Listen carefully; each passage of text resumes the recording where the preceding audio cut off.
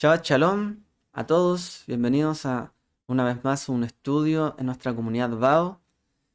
Kehilat Bao, Kehilat Bnei Adon Olam, comunidad, ¿cierto? Hijos del Adon Olam, el Señor eterno, el soberano del mundo, o como lo traduzcamos, ¿cierto?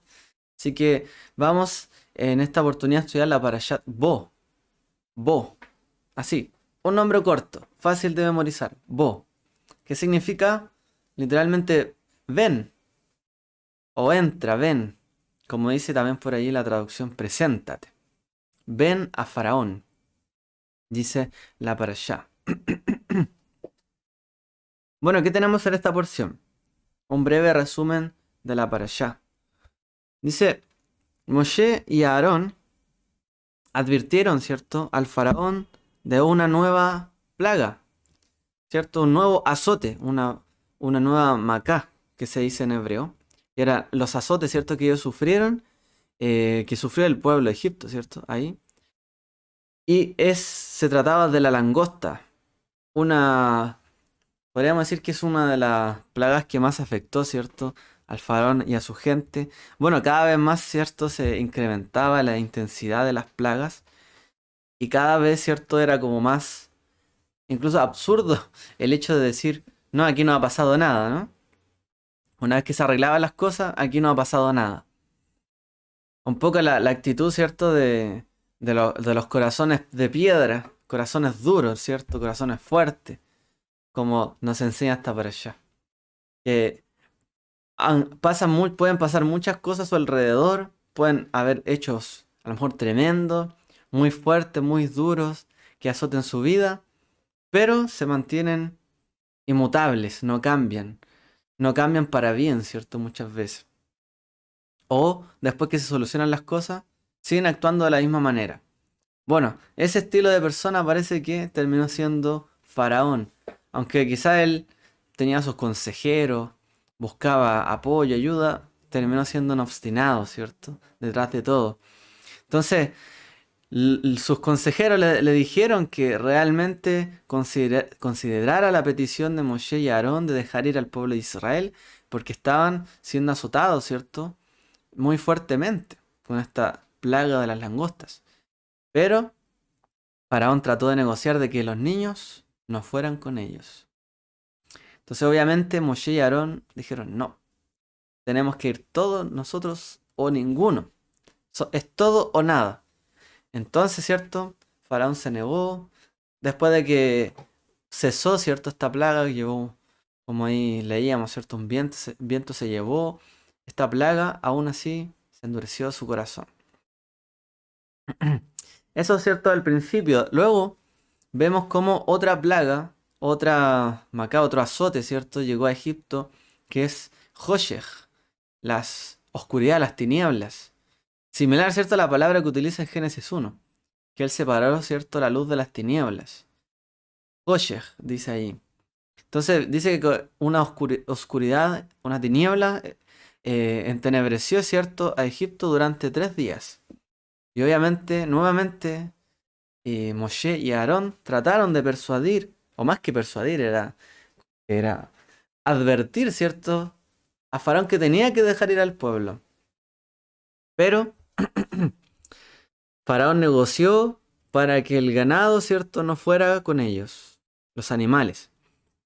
Obviamente Moshe y Aarón se negaron, ¿cierto?, ante esta postura, ¿cierto?, del faraón. Y obviamente esto no terminó aconteciendo para llevar, ¿cierto?, a una nueva plaga y donde el Eterno le dice a su pueblo, a Moshe y Aarón, ahora sí, luego de esta plaga, luego de este azote, sí que los dejarán ir. Entonces Moshe advierte, ¿cierto? Va con Faraón y advierte sobre la plaga de él, ¿cierto? La muerte de los primogénitos. Así que esta plaga, ¿cierto? Este azote que iba a llegar a Egipto iba a ser terrible. Y de aquí, ¿cierto?, se deriva una de las mitzvot o uno de los mandamientos más importantes de la Torá y en general de la fundación, ¿cierto?, de la fe en el Dios de Israel, que es el Pesaj. Entonces ahí, ¿cierto? En Shemot capítulo 12 nos comenta, ¿cierto? Eh, la primera mitzvah a toda la nación. Si bien ya había dado un mandamiento, que era el mandamiento que se suele contar también, que era, este será por ustedes el primero de los meses, ¿cierto? También, ¿cierto? Les entrega, bueno, este precepto más los preceptos, ¿cierto? Bueno, más que nada, los preceptos de el Pesaj. El Corbán Pesaj, que sería el sacrificio de Pesaj. Y todo lo que sería también los mandamientos de el pan sin levadura, las hierbas amargas y que no tenían que tener cosas leudadas. Así que ahí vienen, ¿cierto? Las mitzvot, podríamos decir, fundacionales. Los primeros mandamientos que vivieron, ¿cierto? Los hijos de Israel. Que eran, ¿cierto? Estos. Tenían que ser, obviamente, el Pesaj, la Pascua. Lo primero que tenían ellos que vivir. Una cena íntima, ¿cierto? En sus hogares, donde ellos podían ser resguardados de la tiniebla, de la muerte de los primogénitos y de todo lo que el Eterno estaba haciendo. Es decir, el acto fundacional, podríamos decir el momento fundacional del pueblo de Israel fue una comida, ¿cierto? Una comida ceremonial, ritual. Una comida, ¿cierto?, que llevó al pueblo a la libertad. Que llevaría al pueblo, ¿cierto?, a sentarse en una mesa luego de ver tanto azote, tanta plaga, tanta cosa difícil que habían sobrellevado, sentarse a comer, compartir como si fueran libres. Ya, ¿cierto?, viendo lo que iba a acontecer, su libertad, comiendo como gente libre. Ayer éramos esclavos, hoy día somos pueblo libre, como dicen, ¿cierto?, las bendiciones, los cánticos de Pesaj, como dice la Torá. Entonces, el momento, ¿cierto?, de la libertad era un momento íntimo, entre familia, entre el pueblo. Ya no era, ¿cierto?, una cosa de que tenía que hacer Moshe y Aarón y ya, sino que el pueblo tenía que participar completamente. Está bien, podemos tener representantes que hagan a lo mejor por nosotros muchas cosas y que nosotros digamos amén, sí, y participemos. Pero hay actos, ¿cierto?, que tenemos que hacerlos nosotros en la intimidad de nuestra casa, en nuestra familia. Cómo acercarnos, ¿cierto?, al Creador, al Eterno, todos. Ya no es, ¿cierto?, solo por un representante, sino que cada uno debe participar, cenar, compartir de aquello. Y el Pesaj, ¿cierto?, es esta comida ritual donde la cual comparten los redimidos, los salvados, los rescatados por la mano del Eterno. El Pesaj, ¿cierto?, es una de las comidas más íntimas, ¿cierto?, y más significativas de la Torá. Así que ahí se instruye, ¿cierto?, sobre el Pesaj. Se les ordena que tenían que permanecer dentro de sus puertas y de la sangre, ¿cierto?, de este corbán, de este sacrificio, tienen que colocar, ¿cierto?, su sangre en los dinteles.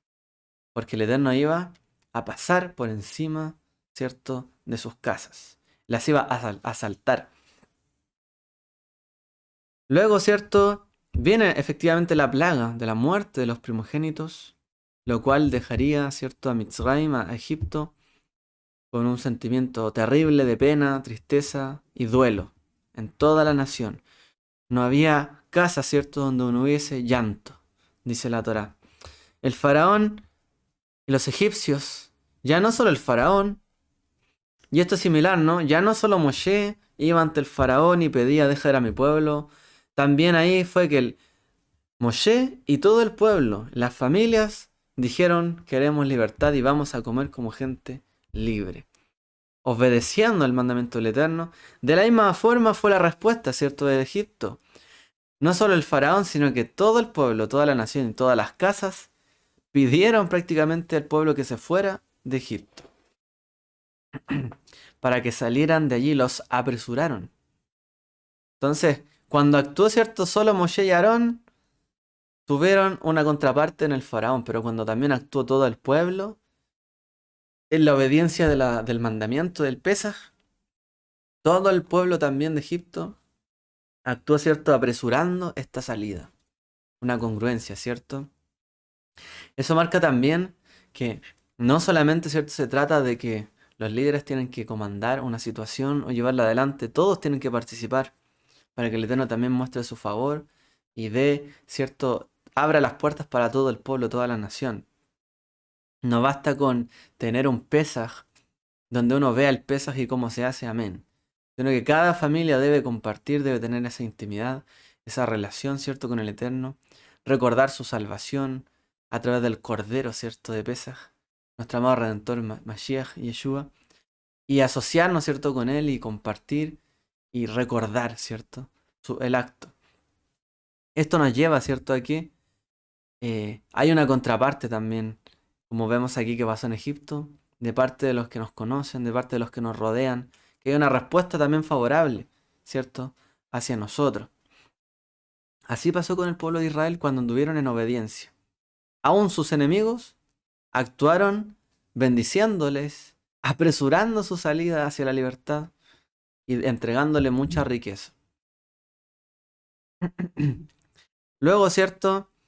De esto fueron aproximadamente, como se dice, unos 600.000 varones, ¿cierto? Que estuvieron allí, entre niños y ancianos, ¿cierto? Probablemente mujeres, niños y ancianos, podemos calcular este número quizás al menos, ¿cierto? Este número por tres más, ¿cierto? Entre algún anciano. Pero pensando de que hay, por cada varón, ¿cierto? Hay 2 padres y un hijo, una esposa. Por lo menos sería por 4, esta misma cantidad. O sea, por lo menos estamos hablando de 3 millones de personas. ¿Cierto? Que serían los 600.000 más esto por 4. 2.400.000. Si lo sumamos, por lo menos unas 3 millones de personas podría haber salido, ¿cierto? De Egipto. Ahora, por ahí se nos dice que incluso familias tenían muchísimos hijos. Si nosotros llegamos más allá, claro, podemos llegar quizá a un número mayor, pero bueno. Esto por lo menos es el estimado que se tiene. Incluso se dice que hubo otro millón de personas que salió, que no era parte del pueblo, pero que también salió con ellos. Que también estaban, ¿cierto? En Egipto. Y la escritura nos dice que estuvieron allí durante 430 años. Pero esos 430 años se pueden estimar en realidad desde el pacto de Abraham con el Eterno cuando parten, ¿cierto? Hacen como un pasillo con animales, ¿cierto? Que se ven alrededor. El pacto de las mitades se llama. ¿Ya? Se llama ¿cómo que es el Beit Beit Abesarim, si no me equivoco? Que es el pacto de las mitades, cuando el Eterno concierta el pacto con Abraham de por medio habiendo sangre. ¿Ya? Ese es el pacto y prácticamente desde ahí que se consideró que el pueblo estuvo descendiendo a Egipto, descendiendo ahí y viviendo bajo ese yugo de alguna u otra forma. O sea, el pueblo no fue libre sino hasta después de este momento, incluyendo a los patriarcas que peregrinaron, pero no tuvieron, si bien fueron libres, ¿cierto?, de ir de aquí a allá, no fueron libres en la tierra que el Eterno les prometió, de vivir ahí y poder hacer de todo, sino que incluso Abraham tuvo que comprar cierta parte de. Entonces, y el resto de los patriarcas se peleó por los pozos y otras cosas. Pero fue hasta ahí que ellos pudieron tener y acceder a la libertad en la tierra. Y la parashá concluye, ¿cierto?, con nuevamente revisando las leyes de Pesaj y también introduciendo lo que son las leyes, ¿cierto?, para leyes de animales, ¿cierto? De cómo se redime el primogénito del animal, de las personas también, etc. Y también el mandamiento de recordar, ¿cierto?, esto en la cabeza, ¿cierto? Poner una señal, etc. Y en el brazo, que son los tefilín. ¿Ok? Bueno, este es el resumen de la parashá, esto es lo que vimos esta semana.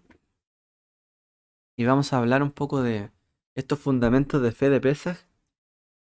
Brevemente, no vamos a entrar en tanta profundidad, pero recordar, ¿cierto? Porque esto es fundamental. Son fundamentos de fe. Pesaj, de hecho, el fundamento de fe del Mesías, del Brit Hadashah, cierto Nuevo Testamento, prácticamente es el Pesaj.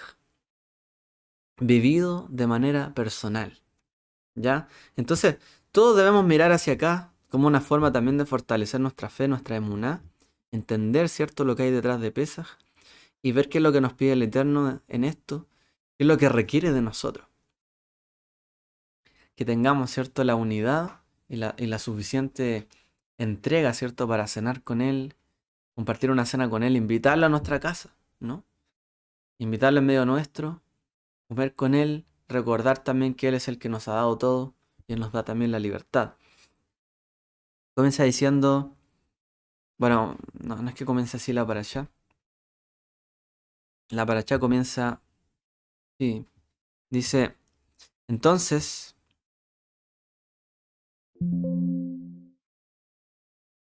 la parashá dice, comienza así diciendo, entonces Adonai dijo a Moshe, preséntate al faraón, porque yo he endurecido su corazón, el corazón de sus siervos, para mostrar estas señales mías en medio de ellos y para que le cuentes a tu hijo y a tu nieto cómo me he burlado de los egipcios y cómo he mostrado mis señales entre ellos, y para que sepáis que yo soy el Señor.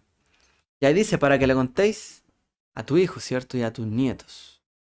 Entonces, una de las cosas que entendemos de la Parashá y del éxodo de Egipto, y en particular del Pesaj, es que todo eso fue dado, ¿cierto? Y entregado para el relato, lo que se llama la Agadá, que es el relato de Pesaj, ¿cierto? Tiene que haber un relato detrás de esto. No hay fundamentos, no hay acciones sólidas que mantengan todo en estructura si no hay un correcto relato. Y el relato del pueblo de Israel no es un relato que apunte a algo mentiroso, ficticio, o a lo mejor algo hiper fantasioso que podamos leer, sino que apunta a un hecho real, ¿cierto? Que para que recuerden tus hijos y tus nietos esto que yo estoy haciendo. Las plagas, ¿cierto? Los azotes, lo que pasó a Egipto, lo que ellos vivieron allí. El relato tiene que ser siempre basado en hechos reales para que el edificio se pueda mantener. Y uno de los fundamentos, ¿cierto?, de la Torá y uno de los fundamentos de la fe es creer que hay un Dios. Y para creer que hay un Dios no hay relato más fundamental que el relato de la salida de Egipto para el pueblo de Israel y en la Biblia. Ese es el relato que marca la existencia de un Dios que interviene en medio nuestro, que interviene en el mundo, que libera a su pueblo, que está con nosotros y nos lleva de un lugar a otro, como quien diría, de victoria en victoria. Es el hecho de que el Eterno estuviera allí con ellos, que fuera manifiesto, que ellos vieran esas señales, lo que muestra también la existencia de un Dios. Porque nadie puede decir que puede conocer a Dios a través de, a lo mejor, el Génesis 1 o el relato de la creación, porque alguien podría decir, bueno, pero yo considero que se hizo o todo pasó de otra manera, o no fue tan así, ok. Entonces, ¿cuándo tenemos que Dios participe o se muestre a nosotros? Bueno, en el éxodo de Egipto. El éxodo es prácticamente uno de los fundamentos de la existencia de Dios que hay en la Biblia. Dice la Torá, pues los hijos de Israel son mis siervos, siervos míos son, a quienes saqué de la tierra de Egipto. Yo soy el Señor vuestro Dios. ¿Y cómo dice el primer mandamiento? ¿Cierto? Yo soy el Señor vuestro Dios que te saqué de la tierra de Egipto. No dice el primer mandamiento, cree en Dios, sino que dice, yo soy el Señor tu Dios que te saqué de la tierra de Egipto. O sea, recordarás lo que yo hice por ti, porque no soy un Dios inventado, ni falso, ni una estatua, sino que realmente te saqué de Egipto. Y tú y tus padres lo saben, porque se cuenta de generación en generación, de que tú y tus padres, cierto, los saqué de Egipto. Por lo tanto, tú sabes que soy real y que realmente tengo mi mano puesta sobre ti. Y lo manifesté a los ojos, cierto, de toda aquella generación. Y no de pocos. Y no solo oyeron los hijos de Israel, sino que oyeron entre las naciones, que es lo que había acontecido. Entonces, el fundamento, ¿cierto?, de fe, de creer que hay un Dios, como aquí dice, está ligado a qué? A ser siervos de Él. Saber que somos sus siervos. ¿Por qué? Porque éramos esclavos, el pueblo de Israel era esclavo, y ahora son libres. pero libres y siervos para la justicia. Ahora, ¿cierto? Siervos para obedecer el mandato, el principio de Dios, a través del cual, ¿cierto?, los llevó por el camino del desierto a la tierra de Israel. Y los sacó de la esclavitud para que le sirvieran. Porque ese era el objetivo. ¿Para qué iban a salir de Egipto? Para servirle a Él en el desierto, dice. Entonces el propósito o el fundamento de fe tiene que ver con servir a Dios. Cuando uno conoce a Dios no significa simplemente que uno, bueno, sé que hay un Dios y ya. Fundamento es que, sabiendo que hay un Dios que actúa sobre mi vida, por ejemplo, que actúa conmigo también, por ejemplo, a través del Mesías, Yeshua, es que luego, posteriormente de eso, saber que somos de su pertenencia y que somos siervos de Él, del Eterno, de Dios. Eso constituye, ¿cierto?, en uno de los fundamentos de la Torá, del pueblo judío, de Israel. No es simplemente creer, sino que saber entonces que mi vida, ¿cierto?, es para servirle a Él. Porque Él me liberó, Él me rescató a mí y a mis padres. No solo a mis padres, sino que a mí también. Por eso dice, le contarás esto a tus hijos. Entonces, una forma también de alcanzar el amor a Dios y sobre todo el temor a Dios es precisamente reflexionar sobre este acontecimiento de la salida de Egipto, ¿cierto?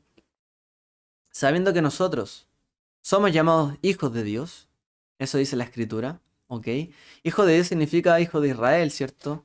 En este caso, en este contexto los hijos de Israel eran los hijos de Dios. Ser sus siervos, ¿por qué? Porque Él nos sacó de Egipto, de la mano del faraón, donde habían sido esclavizados. Y habíamos sido comandados, ¿cierto?, a hacer trabajos forzados, de ladrillo, ¿cierto? Y de allí fue que Él nos sacó. Entonces, uno de los principios también del temor a Dios, como dice ahí, la sabiduría, ¿cierto? Perdón, el temor a Dios es también... No, al revés. Dice, el principio de la sabiduría es el temor a Dios. ¿Y cuál es el temor a Dios? En este caso, es saber, ¿cierto?, que fuimos sacados de la esclavitud, de la muerte. De el momento, ¿cierto?, en el cual éramos esclavos de la muerte, del pecado, o de Egipto, o de alguna situación en particular. Entonces, esto quiere decir que los hijos de Israel son un siervos del Eterno. Aun cuando todo el mundo, podemos decir que lo creó el Eterno y es de Él, más que otras naciones, Él escogió o Él sacó a Israel de Egipto. Siervos míos son. ¿Por qué? Porque a lo mejor hay otras naciones que estuvieron esclavizadas, pero Él sacó a Israel. Entonces, siervos míos son significa a ustedes los tomé.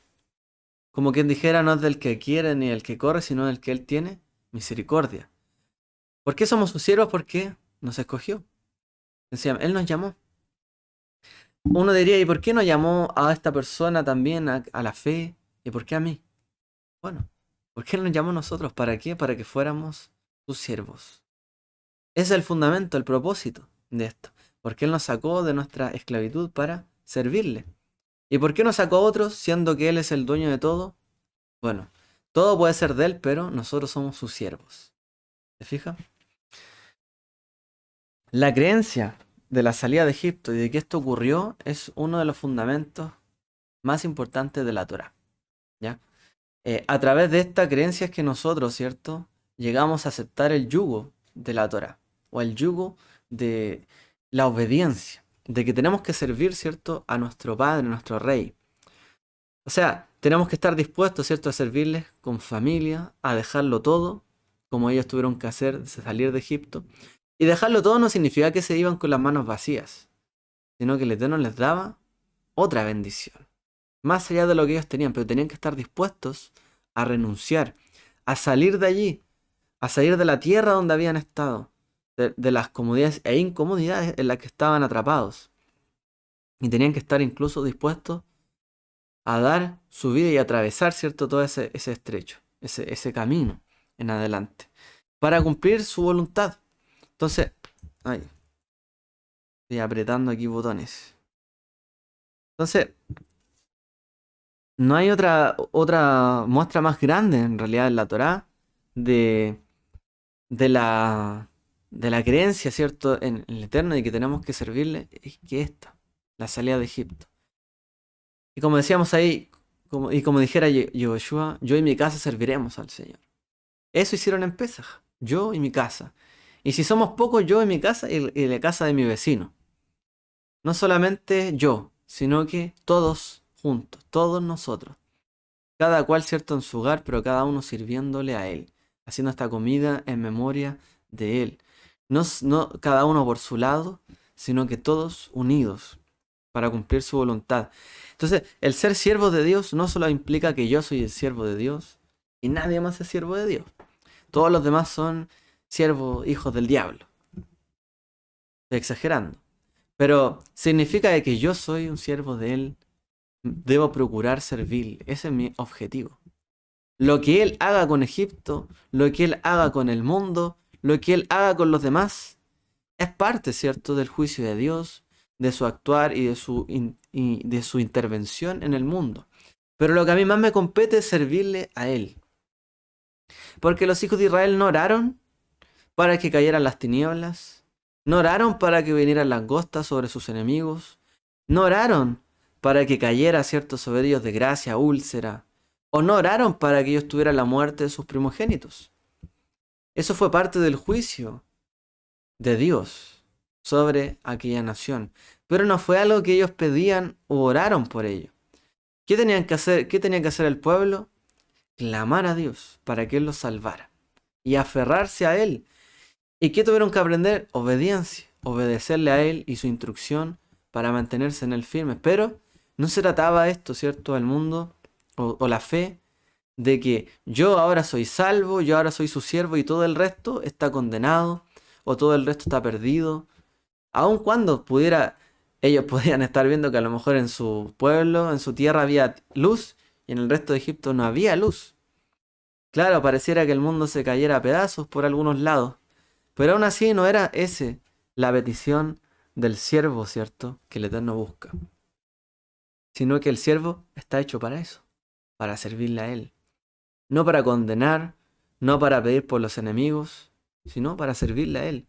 Si el pueblo tenía la pura intención, ¿cierto?, la intención pura, realmente de servirle a Él en el desierto, de salir de allí y de agradecer, de entonar cánticos y de ir a servirle en el desierto, eso era todo lo que el Eterno pedía. No pedía nada más. Servirle a Él es eso. Servirle a Él no es enemistarnos con la gente, con los demás, o vernos como superhéroes porque ahora somos hijos de Dios y el resto no, sino que procurar servirle a Él, alegrarse con Él, salir, ¿cierto?, a un encuentro con Él. Pesaj nos lleva a ese encuentro con Él, en la intimidad de nuestros hogares, para encontrarnos con Él y servirle. Nada más. ¿Qué es lo que pide Él? Que nuestro corazón se dirija hacia Él, que le clamemos a Él, que comamos en honor a Él, en honor a lo que Él ha hecho por nosotros. Eso es lo que Él busca de nosotros. No, ¿cierto?, la destrucción de Egipto. Eso es parte del juicio de Dios, ¿cierto?, la destrucción de los enemigos. Por eso dice Yeshua en cuanto, ¿cierto?, a lo que ustedes deben hacer, orad por vuestros enemigos, ¿cierto? Ayunad por los que los persiguen. Pidan, rueguen por los que los maldicen. Bendigan a los que los maldicen. Y cumplan así, dice, el yugo del Mesías. Esa fue la instrucción del Mesías y esa es la primera instrucción para todos los nuevos creyentes. Amar a Dios y amar al prójimo. ¿Y en qué se muestra, cierto? Como dijo Yeshua en varias oportunidades. ¿Y qué tiene de diferente amar a tus amigos o a los que ya amas? Si hasta los malvados o los gentiles o quien sea hace eso. Cualquiera ama, cierto, a sus amigos. Pero el verdadero desafío está en amar al que te odia, al que te persigue, al que te maldice, al que te hace la vida imposible, al que te pone tropiezo. Ahí está el verdadero desafío, ¿cierto? Eso es lo que nos plantea el camino del Mesías. Ayunar, orar por los que nos maldicen, nos persiguen, nos hacen la vida cuadritos, como se dice. Ahí se mostrará el amor que hay en nosotros. No tiene mucho sentido el amar a los que nos aman. De hecho, hoy día ustedes saben que parte del lema del mundo es como amor es amor. Pues este tema también de la diversidad sexual. Amor es amor. Ok. Si el mundo se quiere destacar por eso, por el amor que se tienen entre ellos que se aman, sea quien sea, ok. Pero Yeshua nos desafía que tenemos que amar a nuestros enemigos, a los que piensan diferente de nosotros, a los que nos maldicen y nos persiguen, a los que nos ponen tropiezo. Pero el mundo no enseña eso. Y ahí se muestra nuestra diferencia. Por eso el pueblo de Israel, la intención que tenía que tener allí era dedicarse a Dios, ser su siervo. No orar por la destrucción de los egipcios, ni alegrarse de por qué ellos, ¿cierto?, los destruyó. De hecho, hasta último momento ellos tuvieron temor. Ellos no vieron todo lo que estaba aconteciendo como algo digno de celebrar. O sea, al lado mío, en mis vecinos, que a lo mejor yo los conocía, que a lo mejor me obligaban a algunas cosas, pero los conocía, le están pasando cosas terribles.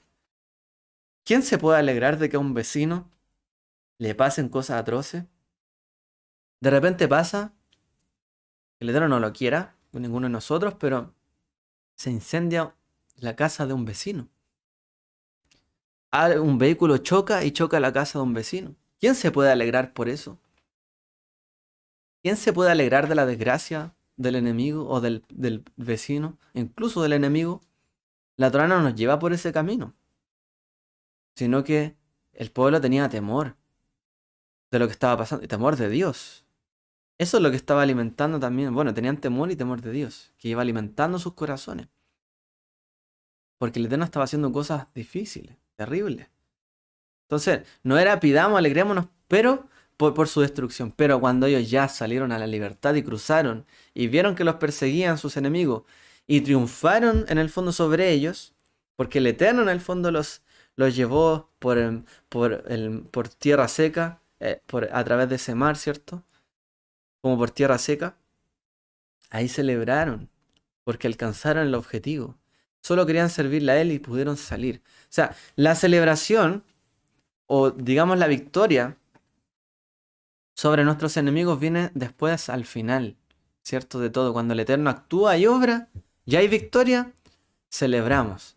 Pero cuando están pasando cosas difíciles, terribles, complejas, no podemos alegrarnos. Yeshua nos dice, pidamos por ello. Hasta el final puede que el enemigo se transforme en otra cosa. Hasta el final, hasta el último momento.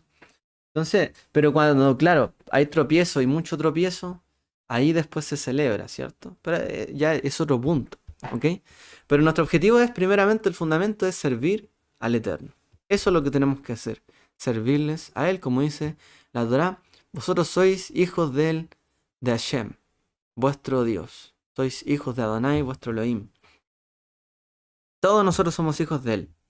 Por lo tanto, tenemos que estar dispuestos en nuestra vida a servirle. Ese es el objetivo.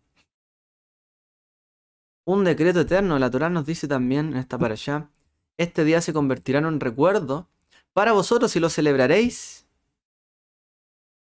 como una fiesta para Hashem. Por vuestras generaciones como un decreto eterno lo celebraréis. Entonces,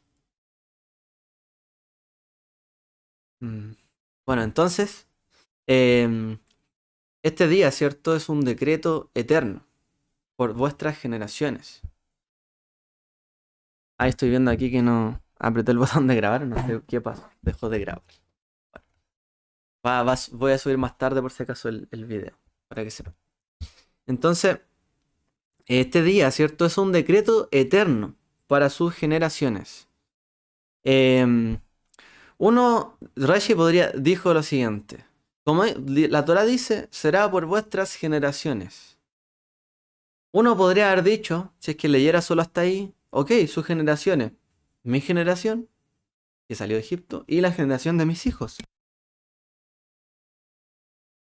Perdón. O sea, mi generación y la generación de mis hijos. ¿Será que la guardamos, cierto, entre nosotros? Estas generaciones. Pero no, después dice la Torá un pacto perpetuo. Es decir, un decreto perpetuo por las siguientes generaciones. Es decir, no solo llega hasta allí. ¿Por qué era redundante? Porque, por ejemplo, hay otros mandamientos donde dice, y lo guardarás por todas vuestras generaciones. Pero añade la Torá siempre un pacto, un decreto eterno, o un pacto perpetuo muchas veces, en otro texto. ¿Para qué? Para enseñarnos, ¿cierto? Que tenemos que mantenerlo siempre, por todas las generaciones. Incluso después de venir el Mesías, o por lo menos cuando vino, tenemos que seguir guardando Pesaj. La Torá nos está enseñando, ¿cierto? Que también, así como ellos lo vivieron, nosotros tenemos que vivirlo. Eso es lo que está significando esto. O sea, ese día se convertirá en recuerdo tanto para ellos y lo celebraréis tanto como ellos, así nosotros también, hoy día. Y así también el acto de fe tiene que ser algo compartido. ¿Ya? ¿A qué me refiero con esto? Estamos hablando de fundamentos de la fe, ¿cierto? La alegría de que una persona llegue, ¿cierto?, al Eterno, al Señor, se rinda ante Él, se arrepienta, tiene que ser una alegría compartida. Así como cuando nosotros nos entregamos a Él, ¿cierto? Y Él nos recibió, nos tenemos que alegrar de que también nosotros, nuestros hijos, incluso otros, entren también, ¿cierto?, en el pacto y celebrarlo. Como dijo Yeshua, hay fiesta en el cielo cuando un pecador se arrepiente. Así también nosotros tenemos que celebrar el Pesaj, que marca la liberación del pueblo, ¿cierto?, de Israel. También tenemos que celebrar cuando alguien es liberado de su esclavitud. Entonces Yeshua dice esto: hay alegría en el cielo cuando un pecador se arrepiente.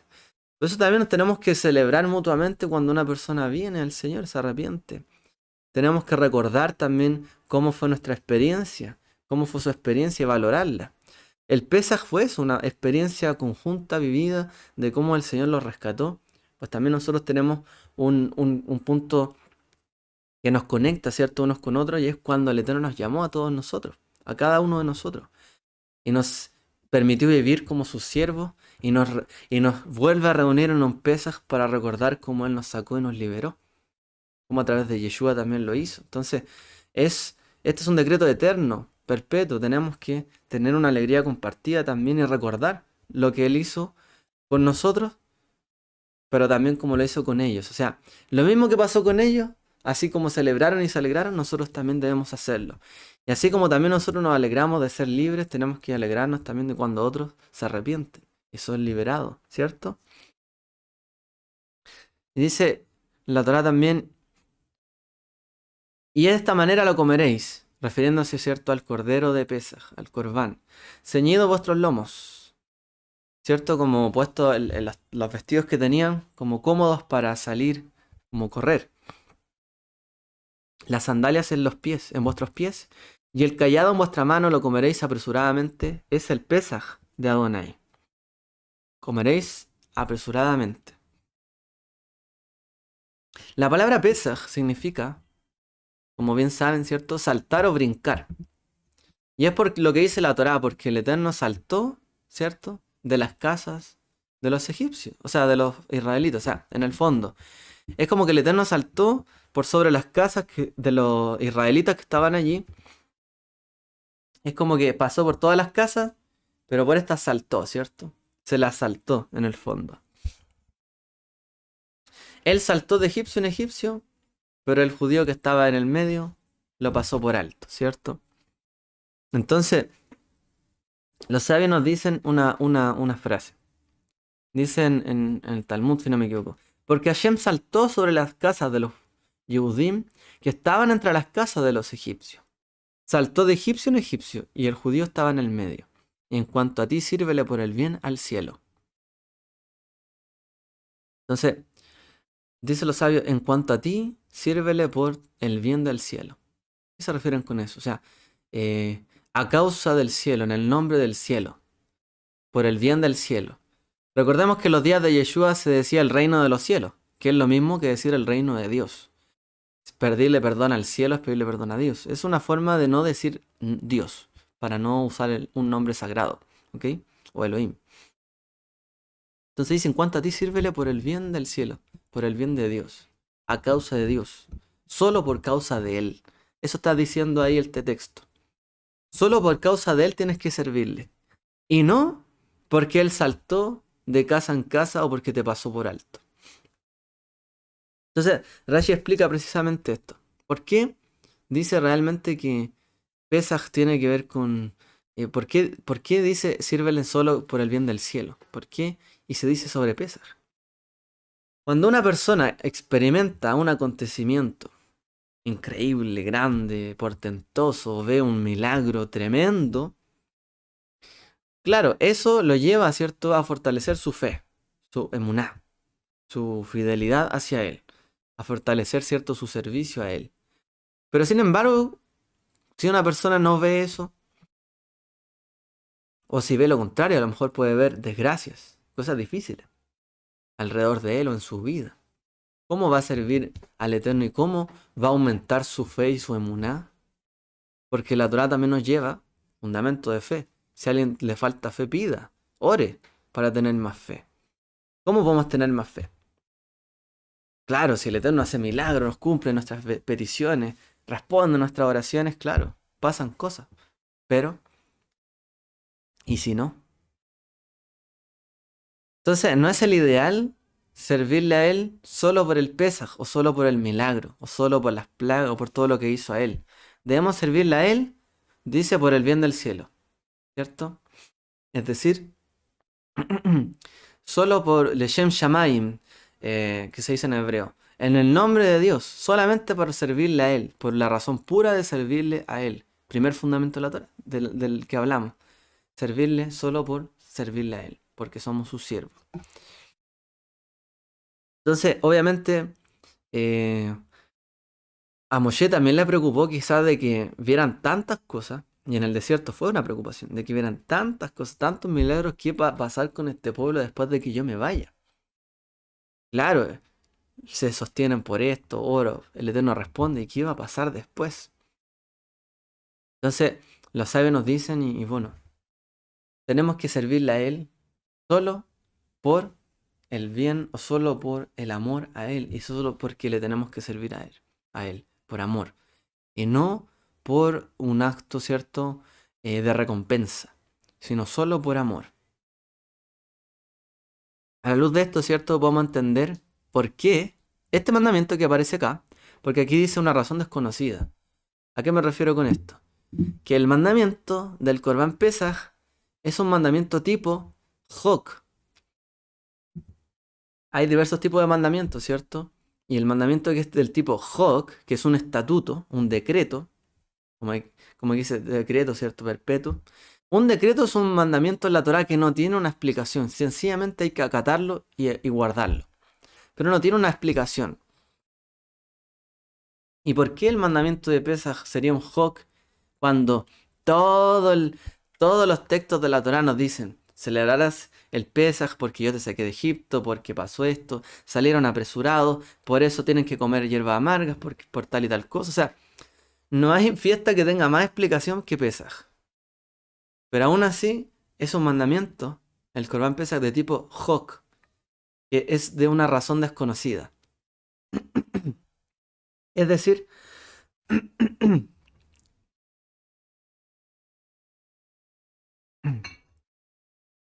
el mandamiento de el Corban Pesaj, de sacrificar al cordero y colocar la sangre en los dinteles, es un hok, no se sabe por qué. Pero uno diría, no, pero si es porque el Eterno saltó de casa en casa.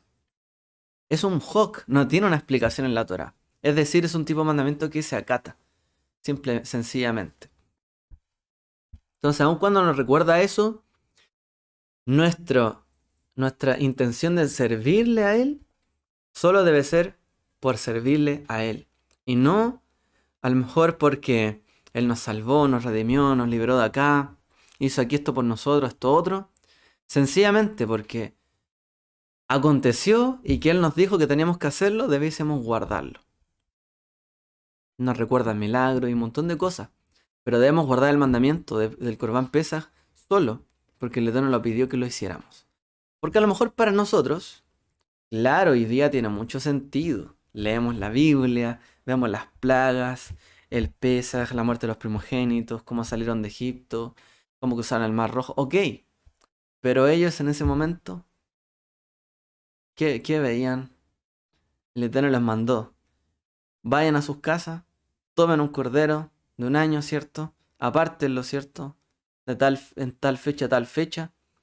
Sacrifíquenlo, pongan sangre en los dinteles. Luego júntense con sus vecinos si no es suficiente, o si no lo pueden comer solo, y comen una comida. Y para ellos, ¿qué habrá significado todo esto? Era un hok. Para ellos, esto fue un hok, un mandamiento desconocido. No había a lo mejor una explicación para ello en ese momento. O sea, ellos comieron del pan, de las hierbas, pero todavía no entendían bien todo. A lo mejor sí empezaron a entender en la medida en que lo hicieron. Y que pasó el tiempo, y que estuvieron comiendo y recordaron, y que después salieron de ahí. ¿Por qué no recordaron su salida? Estaban todavía en Egipto. Todavía no salían de ahí. Entonces, en ese momento era un hok para ellos.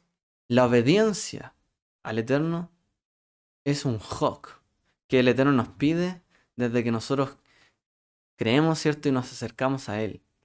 Otro de los fundamentos de la fe. Él nos pide obediencia y nos pide obedecerle. Pero a veces no sabemos por qué tenemos que obedecerle, sobre todo cuando somos nuevos a lo mejor en la fe. Y uno dice, ¿por qué tengo que obedecerle a Él? Un hok. Pero si le obedecemos, nos pasará como los hijos de Israel en el desierto, en Egipto. Seremos librados, nos librará de muchas cosas, opresiones, y nos sacará a un lugar espacioso. Y nos llevará a sus promesas, en cuanto obedecemos. Por eso el Corbán Pesaj nos ayuda a entender también que nuestro camino de fe es la obediencia. Cuando obedecemos, nos sometemos a Él y le servimos a Él en obediencia, Él actúa y después nos va a hacer entender las cosas que estamos pasando en nuestra vida. Pero al principio, los hijos de Israel no sabían, no entendían toda esa representación como hoy día nosotros sí la entendemos. Y tenemos que vivirla, dice, cada año como ellos la vivieron. Como realmente la obediencia plena. De decir, estoy haciendo esto no porque lo hago todos los años, sino porque el Eterno me mandó a celebrar esto. Y algo quiere conmigo, de mi vida, con mi familia, etc. ¿Ya? Es un principio de fe. Es un hok el Corbán Pesaj. Entonces, aun cuando la razón es desconocida de por qué Él nos pide algo y lo hacemos, en la obediencia está la ganancia, realmente. Así que eso no es otro de los puntos de fe, ¿cierto? Que nos enseña Pesaj. Otro de los puntos que nos trae esta porción es cuando está el corazón duro de Faraón, ¿cierto? Y hay un proverbio que dice: Ashrei Adam mefajed tamid umkeshe libo yipol, dice Vera'a.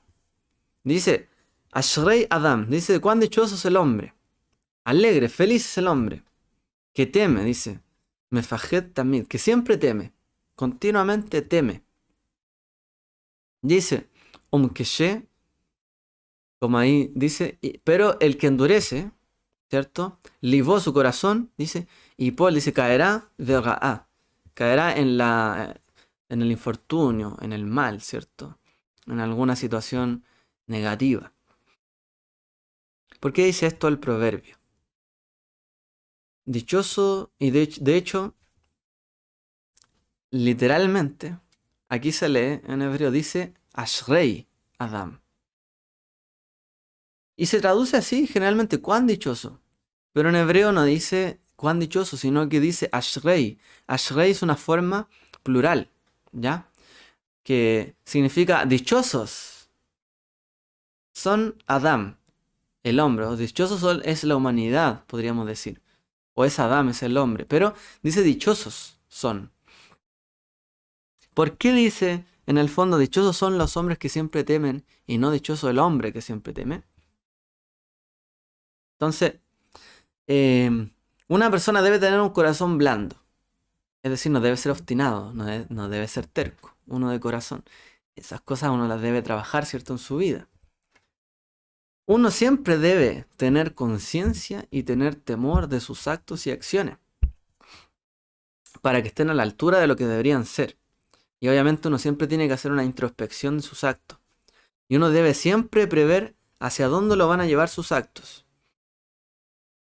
Entonces aquí dice, dichoso el hombre que siempre teme, pero el que endurece su corazón caerá en el infortunio. Entonces la persona que siempre está pensando en la consecuencia de sus actos, hacia dónde lo va a llevar tal camino, que si sigue haciendo esto, hacia dónde va. Y si llega a entender, ¿cierto?, para dónde van las cosas y tener conciencia, él va a saber qué le conviene y qué no le conviene. Entonces dicen los sabios, en este caso Rabino Bajya, dice lo siguiente. El verso comienza con la palabra Ashrei, que es plural. Y el plural nunca aparece en el Tanaj, o sea, esta palabra Ashrei o dichoso nunca aparece en singular. ¿Y cuál es la razón? Porque la persona no merece ser, dice él, alabada o loada si tiene un solo rasgo bueno, sino que cuando tiene muchas cosas buenas o muchas midot. Por ejemplo, como dice el Salmo 1.1.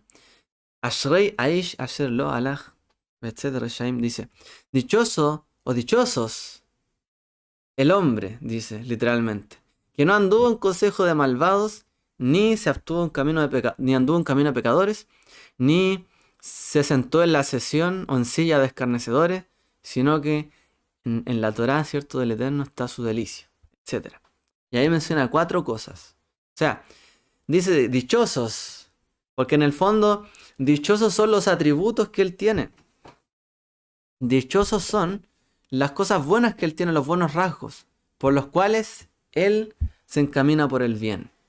Entonces una persona que siempre teme o que siempre está cercano del Eterno y se aleja de lo malo, es porque trabaja en buenos rasgos. Es como contado entre varias personas, porque no solamente se le reconoce como uno, con una cualidad, sino como muchos con muchas cualidades. ¿Ya? Es digno de alabanza porque siempre teme, siempre está sopesando las consecuencias de sus actos. O sea, no solo utiliza justicia. Me pasa algo en la vida, tengo temor de Dios, soy una persona justa, que, no sé, pues que pase y pedirle al tiro justicia al Señor. No, tiene justicia, misericordia, compasión. No se burla del enemigo, ama también al enemigo. Y suma cualidades. Esa persona es dichosa y siempre teme y se aleja del pecado y se aleja de lo malo. Entonces uno también de los principios de fe que entendemos por acá, que realmente una persona obstinada nunca va a llegar a la obediencia plena y nunca va a llegar a desarrollar su potencial si realmente no trabaja en sus cualidades. El faraón tenía una cualidad, era terco. Esa era su cualidad, terco y duro de corazón. Lamentablemente eso lo lleva al infortunio. Pero una persona que solo tiene una cualidad tampoco es digno de alabanza, dicen los sabios, sino que tiene que tener varias y muchas. Porque una persona que siempre es recta, estricta, rigurosa, el día que tiene que tener compasión y no la tiene, se va a ver mal. Puede que caiga en un error, en un pecado. Por eso tenemos que alimentar y tener muchas cualidades.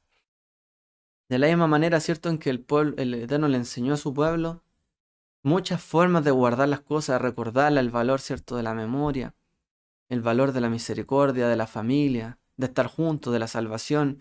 Y les dio muchas dones y muchas promesas para que ellos pudiesen seguir en adelante. Una persona creyente también tiene que llenarse de frutos, de dones, trabajar sus dones, sus talentos, sus cualidades y llenarse de frutos. ¿Para qué? Para que no caiga nuevamente en el infortunio, como le pasó al faraón, y no volver atrás. Tiene que trabajar en su vida. ¿Ya? Y para mencionar lo último, finalizar, dice, la obediencia va por sobre la obligación. Otro también de los principios de fe, y que nosotros hemos hablado, ¿cierto?, bastante esta semana a través de, porque estuvimos hablando de el camino de los gentiles respecto de la Torá. La obediencia va sobre la obligación para el siervo de Dios. Como dice la Torá, se ha de comer, el Corbán Pesaj, en una misma casa, no sacaréis nada de la carne fuera de la casa, ni quebraréis ninguno de sus huesos. Una de las cosas más representativas, ¿cierto?, de la historia de la salida de Egipto es que el Eterno hizo milagros, maravillas y tantas cosas en un pueblo de esclavos. O sea, no era un pueblo que era muy reconocido, grande entre las naciones, no, era un pueblo de esclavos. Eso eran ellos. Y los esclavos tienen que acatar todas las órdenes, tienen que obedecer todo. ¿Cuándo? Cuando los amenazan, están ahí. Los capataces de Egipto, los jefes estaban ahí, dándole, haz más ladrillo, haz más esto, haz más esto. Entonces, ellos aprendían a trabajar o a laborar o a hacer todo eso cuando los amenazaban y los obligaban. Bajo la obligación, ellos hacían algo. Y sin la obligación, probablemente ellos trataban de descansar y no trabajar. Entonces, los otros lo veían, hoy son flojos, tienen que trabajar más, hacer más. La esclavitud, así era la esclavitud antes.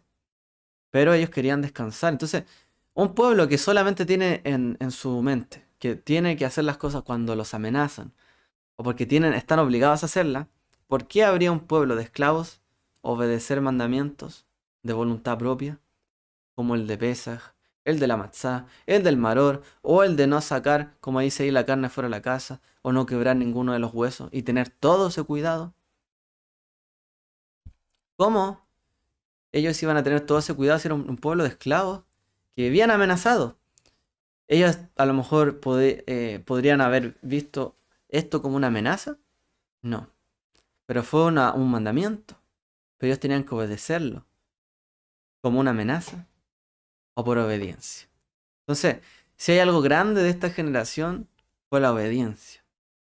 No se actúa por obligación, ni se impone por obligación a los demás el camino de la fe, sino que se apela a la obediencia, ¿cierto? Y eso es lo que ellos vivieron ahí. Hay un verso de Ezequiel que dice, habéis crecido y os habéis engrandecido, sin embargo estáis desnudos y despojados. Y hay un Medrash que explica que la generación estaba en esa oportunidad, cuando dice Ezequiel, habéis crecido y habéis engrandecido ustedes. Ya no parecen esclavos. Sin embargo, estáis desnudos y despojados.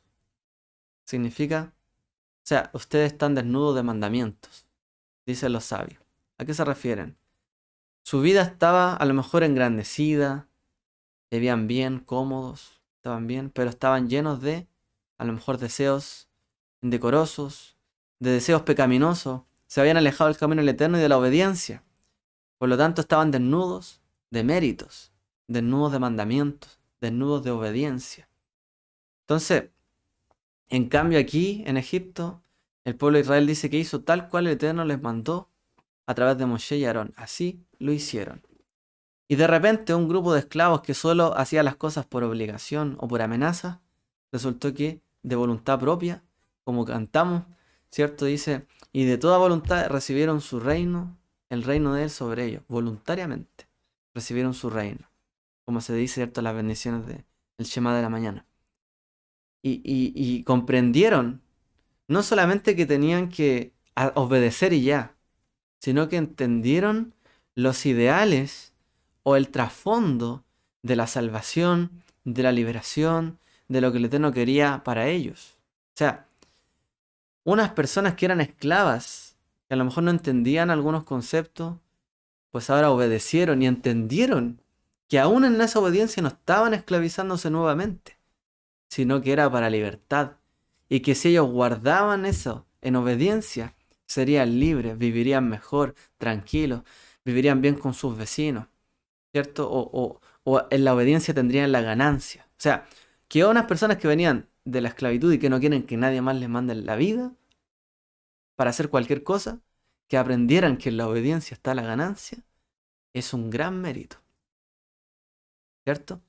No cualquiera, después de decir, a mí nadie me manda, capaz de someterse. Entonces en esa obediencia que ellos ganaron, fue realmente donde ellos pudieron entender y crecer espiritualmente. Y los sabios citan esto como una generación que estaba rodeada de rosas.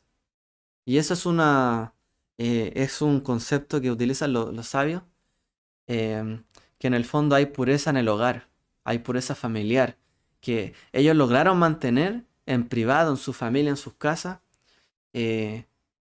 una armonía. Aun cuando Moshe no se metió en las casas de ellos, ni Aarón, nosotros no vemos ahí que ellos estuvieran hablándole qué tenían que hacer en lo privado, en lo personal, pero ellos porque entendieron que en la obediencia hay ganancia y que tenían que comportarse acorde a la moral, al mandamiento, a la instrucción de Dios.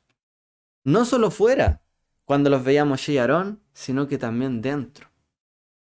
Y al menos en ese Pesaj, dentro de las casas donde Moshe no veía, Aarón no veía si estaban o no comiendo el cordero, si estaban o no rompiendo un hueso o comiendo bien.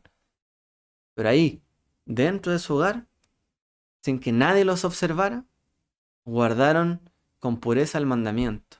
Y eso también los llevó a ser, como dicen los sabios, como un jardín de rosas, como eh, un pueblo que estaba rodeado de pureza, de hermosura, que habían alejado, ¿cierto?, los pensamientos pecaminosos del hombre esclavo de atrás y estaban guardando en la obediencia el Pesaj, en la pureza de su hogar, con sus vecinos, si es que eran muy pocos, estaban ahí unidos en pos de la libertad.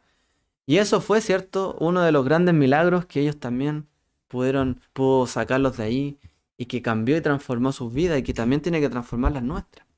Entender todo lo que Él hizo por nosotros, llevarlo a la obediencia en nuestro hogar, tratar de vivir, ¿cierto?, como dicen los sabios, como un jardín rodeado de rosas, en la pureza del hogar, sin que nadie nos observe.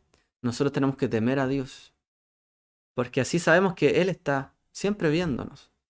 No hay que, alguien tiene que estar pendiente de nosotros para decir, ay, que no haga algo malo, sino que ya de por sí, en la pureza del servicio a Él, solo por servirle a Él, en el temor a Dios, hagamos las cosas correctas.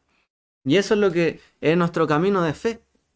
Tiene que ser no una obligación impuesta, sino que entendiendo que éramos esclavos del pecado, ahora somos esclavos de la justicia, pero en la obediencia que nosotros nos sometemos a la justicia. No que estamos siendo sometidos, sino que nos hemos sometido a la justicia. Hay ganancia. Y en nuestra vida, en nuestro corazón, en nuestra familia, hay bien. Y hay justicia y hay obediencia. Este es el camino del Mesías. Por eso, obedezcamos también al Mesías. Él nos habló cómo comportarnos, cómo ser con nuestros enemigos, con nuestros familiares, quizás con nuestros cercanos. Cómo ser mejores. Tenemos que obedecer todo esto para que nos vaya bien y no caer, como ahí dice, en el infortunio. No ser tercos de corazón. El Eterno nos ayuda a ablandar nuestros corazones. Y realmente vamos a seguir adelante en sus caminos con bien, bendición, bondad y todo lo bueno. El Eterno les bendiga a todos y feliz Shabbat. Shabbat Shalom.